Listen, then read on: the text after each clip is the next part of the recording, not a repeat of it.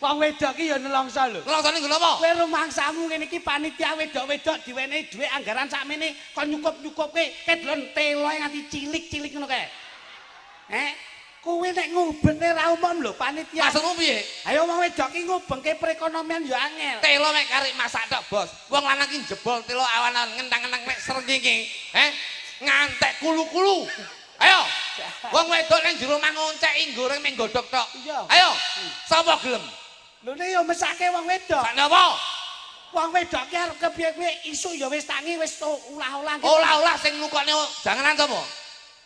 Apa ape ra duwe blonjo masak dingklik? Cangkeme. Masak apa kowe? Hidup wong lanang. Wong wedok aja kalah. Hidup wong wedok. Hidup wong wedok.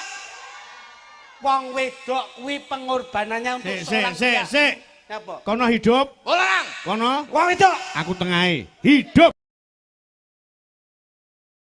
Iki do ning Tegalan kabeh.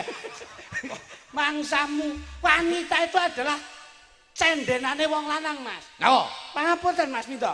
Wong wedok-wedok iki biasane wong lanang ngaya 50 wis bangga rumangsane. Wis seneng. Kuwi ngaya 50. Wong wedok le ngubengke iso dadi 5 dina, iso dadi 6 dina, gedene seminggu. Ora cukup sik teko bendina bang titil, Mekar nagih. Sik, Mas. Sik. Lekar magih. Bang titil lagi. Nggih. Nyatane wong wedok tak ndelik sing ngedepi sapa? Wong lanang. Sing lunasi sapa? Wong lanang. Nyapa wong wedok? Lah iya. Ayo kowe. Ayo kowe. Nyapa?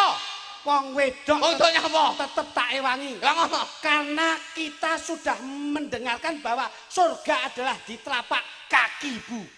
Iki kata-kata diskriminasi. Ngopo? Lek surga di telapak kaki ibu berarti wong lanang ki sikile neraka tok masamu. Jejeg cengalmu apa piye? Tak jejeg cengalmu apa piye? Hidup wong lanang. Kene le matur lek wong surga ki manggon ning telapak kaum ibu ki ora mung waton ngomong lho. Kuwi ana dalile. Lho, oke. Dadi ana paugerane Aljanatu Tata Aqdamil Ummahat. Kuwi pancen surga ki manggen ning telapake kaum ibu. Lah sikile wong lanang napa? Ora ngurus. Lho, Are kok nggih mletet-tletong apa kok nggih apa ora ngurus. Lho, kok nesu lho. Wong sampean yo lanang kok. Lho ning wong wedok tetep harga diri jangan sampai dijatuhkan.